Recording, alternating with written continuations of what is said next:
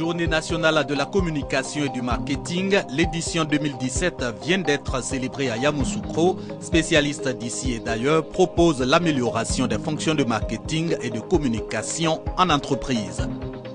Extension de la prise en charge des personnes vivant avec le VIH-Sida. Désormais, 6 cliniques privées mènent ces activités à Boaké. Elles viennent d'être sélectionnées par le ministère de la Santé et ses partenaires. Tournée de l'équipe du Conseil régional du handball dans le département de Dabakala. Objectif, toucher du doigt les retombées des infrastructures, mais aussi les difficultés des populations. Voilà pour la une de ce régional. Bienvenue. Ouvrons ce journal avec une note sportive et des plus gaies. La toute première visite du médaillé d'or des Jeux Olympiques de Rio 2016. Le taekwondoïne Cissé Cheikh Salah, c'est de lui qu'il s'agit, est à Boaké. Le sportif a eu droit à un accueil chaleureux de la part de sa famille, ses amis et la région sportive de Beké. Walter Amadou Ouattara. Ambiance chaleureuse en famille. C'est dans cette atmosphère que Cheikh Salah Cissé, champion olympique de taekwondo à Rio 2016, est reçu par ses parents et amis du quartier Dar es Salaam où il a vu le jour. C'est la première fois que le champion olympique arrive à Boaké après avoir remporté la toute première médaille d'or de l'histoire de la Côte d'Ivoire. C'est une occasion pour moi de venir les remercier et c'est important. Au-delà de la famille, on est disponible. Les autorités de Boaké puissent nous joindre pour pouvoir venir à Boaké, pour pouvoir donner cette joie-là à toute la population. Les parents et amis de Cheikh Salah Cissé Junior, appelés affectueusement Polozo, expriment leur joie de voir l'un de leurs hissé haut le drapeau ivoirien. Il appartient au monde entier, alors j'ai pensé que les autorités à Boaké allaient prendre les devants. C'est ce qui a fait qu'on a mis du temps. Et puis bon, en fait, Dieu aidant, je pense qu'on a pris la bonne décision. Qu'ils viennent voir par exemple son grand-papa et puis qu'ils viennent le saluer, qu'ils viennent lui présenter la médaille. Je suis content. Parce que moi que je partais lui au karaté, vraiment personne ne savait que ça allait arriver là quoi. J'étais tout petit, ils étaient 3. Il a franchi une étape. On attend que Dieu fasse encore des miracles, d'autres médailles, plus que ça encore. Il faut croire à ce que tu fais. Il faut toujours croire. Prenez l'exemple si c'est Cheikh. Toute la jeunesse est sortie pour dire encore merci, merci, merci à Cheikh Salah. Prière, bénédiction, puis séance photo ont marqué cette visite familiale à Boaké du premier médaillé d'or ivoirien des Jeux Olympiques. Allons-y maintenant à Yamoussoukro, où le rideau vient de se refermer sur les journées nationales de la communication et du marketing. Les spécialistes proposent l'amélioration des fonctions de marketing et de communication en entreprise. Encore Walter Amadou Ouattara. Comment promouvoir le leadership des fonctions communication, marketing et commercial et passer de centre coût à centre de profit? C'est le thème de la deuxième édition des Journées nationales de la communication et du marketing JNCM 2017, tenue à Yamoussoukro. 3 jours durant, une cinquantaine de participants ont contribué à plusieurs communications. Objectif, échanger sur des thématiques d'intérêt général, proposer des solutions réalisables pour l'amélioration continue des fonctions de communicateurs et marketeurs en entreprise. Nous nous sommes passés, j'allais dire, quelques secrets, quelques astuces, des actions qui peuvent aider les uns et les autres dans telle ou telle situation.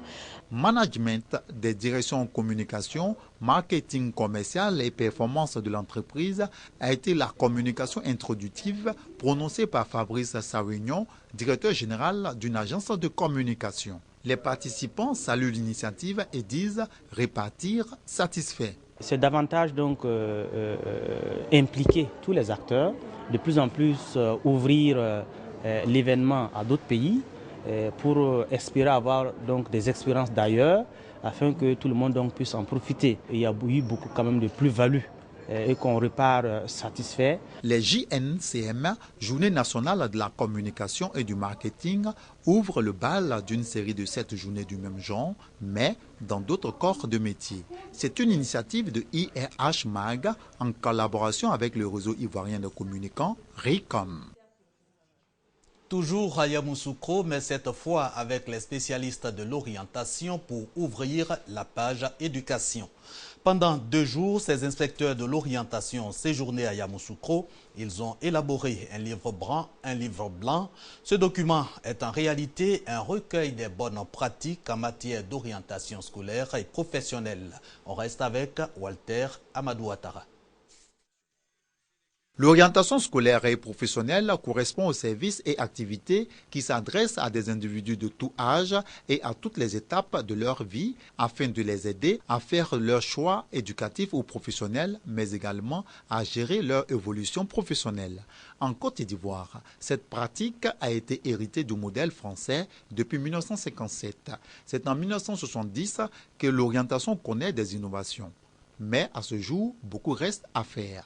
C'est pour apporter une contribution à l'amélioration des pratiques en matière d'orientation scolaire et professionnelle et au renforcement du métier d'inspecteur d'orientation que le comité exécutif du réseau ivoirien des spécialistes de l'orientation a initié son premier atelier de réflexion au CAFOP de Yamoussoukro. Le réseau œuvre essentiellement pour améliorer la qualité de l'orientation en Côte d'Ivoire. On travaille sur une mutualisation des pratiques et faire en sorte qu'on adapte les pratiques aux nouveaux défis, aux enjeux du développement socio-économique de la Côte d'Ivoire.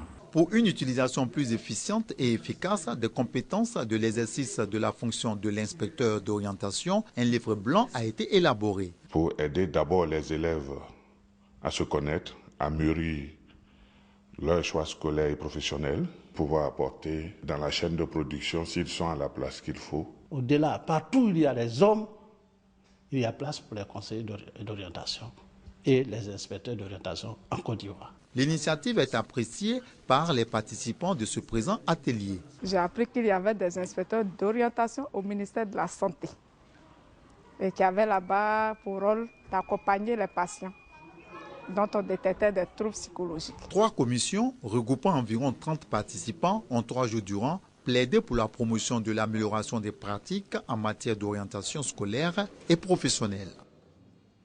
Sur place ici à Boaké, vous le savez sans doute, le CAFOP 2 n'est plus sur son site de l'ex-ENI, École nationale d'instituteurs. Les autorités éducatives en ont décidé ainsi après le saccage de l'ENI, mais le nouveau site du CAFOP 2 ne répond pas aux normes d'un centre d'animation et de formation pédagogique. Le constat de notre équipe de reportage conduite par Djeneba Ouattara et Walter Amadou Ouattara. Le centre d'animation et de formation pédagogique CAFOP 2 de Boaké existe depuis 1969. Pour l'année 2016-2017, le centre accueille plus de 600 pensionnaires. Le CAFOP 2 de Boaké a vu ses locaux saccagés lors de la crise de 2002. Ainsi, les autorités éducatives ont trouvé utile la délocalisation. Cependant, cette délocalisation rencontre d'énormes difficultés à cause de l'absence d'infrastructures. Un groupe scolaire de l'enseignement préscolaire primaire. Et donc, comme tel, le cadre n'est pas initialement adapté pour accueillir les pensionnaires. Ils sont obligés de faire un certain nombre d'adaptations, voire résoudre un certain nombre de problèmes. Comme exemple, je pourrais citer, non, pas d'internat. Les autorités éducatives sont donc interpellées. Notre souhait le plus ardent serait que nous soyons sur notre site. Quant à mes élèves, je leur dis que c'est l'homme qui fait son milieu. Donc, c'est à eux de se battre. À travers une journée socio-sportive, la 47e promotion du CAFOP 2 de Boaké veut attirer le regard des autorités sur leurs conditions de travail. L'opération don de sang et une rencontre sportive ont constitué les temps forts de cette journée socio-sportive du CAFOP 2 de Boaké. Direction Gbani Kokrenou, département de Sakassou. L'école primaire publique de ce village vient de bénéficier de tables-bancs et de kits scolaires. Valeur de cet équipement, 10 millions de francs CFA, un don du Rotary Club Abidjan-Bietri. Occasion de ce don, les 25 ans de ce club service et le 112e du Rotary Club International. Soro Corona, Kwadio Kwame. Construite par le conseil régional de Gbek pour désengorger le groupe scolaire de Gessampokoukro, l'école primaire publique de Gbani Kokrenou n'est toujours pas équipée en table-banc.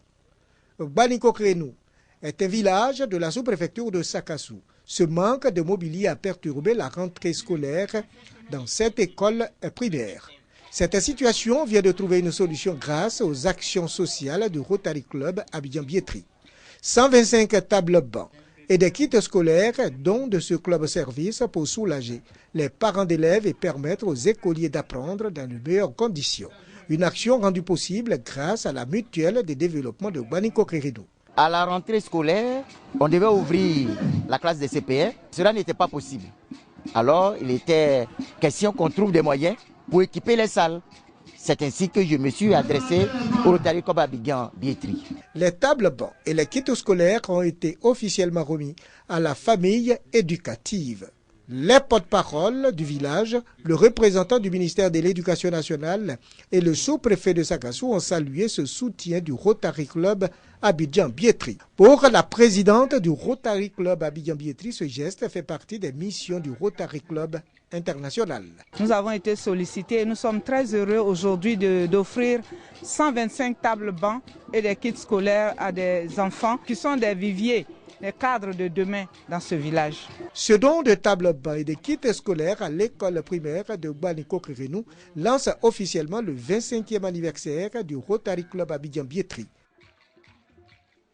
On en vient à présent au deuxième grand titre de ce journal, titre consacré à la prise en charge des personnes vivant avec le VIH-Sida. Désormais, 6 cliniques privées de Bouaké mènent ces activités. Elles viennent d'être sélectionnées par le ministère de la Santé et ses partenaires, à savoir l'USAID, le PEPFAR et le PSHP. Alain Essoua, Kwadio Kwame. Les malades du sida issus des cliniques privées de Bouaké n'auront plus besoin de se rendre dans les structures sanitaires publiques pour leur prise en charge. 6 cliniques de la commune retenues prennent désormais en charge ces personnes vivant avec le VIH-Sida. Cette nouvelle disposition s'inscrit dans le cadre du projet PSHP, cofinancé par l'USAID et le PEPFAR. Le projet PSHP vise l'amélioration de l'accès aux soins en matière de traitement aux antirétroviraux dans le secteur privé et le renforcement de la coopération entre le secteur privé et le secteur public.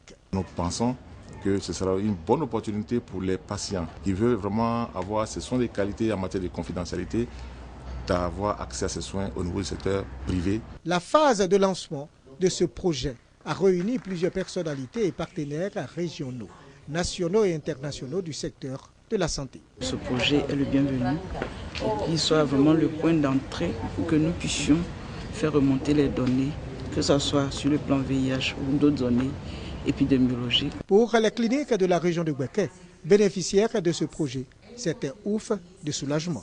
Nous détections beaucoup de patients dans nos structures. Nous étions obligés de les diriger vers les ONG et d'autres centres qui les prenaient en charge. Désormais, avec ce programme, nous avons la possibilité de les prendre en charge discrètement. Le projet PSHP est une initiative du ministère de la Santé. Il s'inscrit dans le cadre de l'exécution du projet de renforcement du système de santé du secteur privé. La phase pilote de ce projet enregistre 39 cliniques privées, dont 33 à Abidjan et 6 à Bouaké. Abordons le chapitre développement du côté de Mbengue, au nord de la Côte d'Ivoire. 4 ans de plus pour exploiter la mine d'or de Tongon, ouverte en 2011 pour refermer 10 ans après. À la base de ce prolongement d'exploitation, la découverte de nouveaux gisements. Ce prolongement d'activité a fait l'objet d'échanges entre les exploitants de la mine d'or de Tongon et leurs partenaires. Témoin Soro Corona, Kwadio Kwame. Faire du secteur des mines un pôle de développement économique et social de la Côte d'Ivoire. Un des projets phares du président Alassane Ouattara pour faire du pays une nation émergente.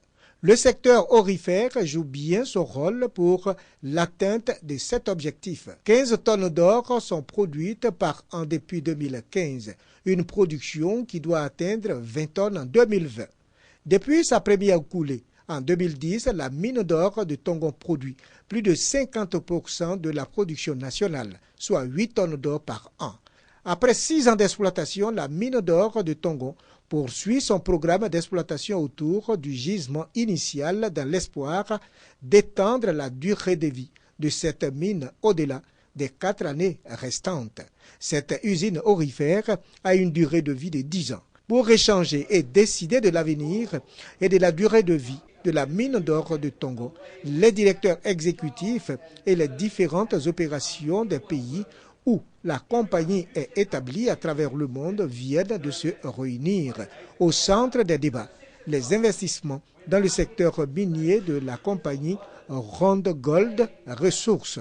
Pour les responsables de cette compagnie, la Côte d'Ivoire offre de grandes opportunités d'investissement dans le secteur minier à travers un code minier des plus attractifs et compétitifs à travers le monde.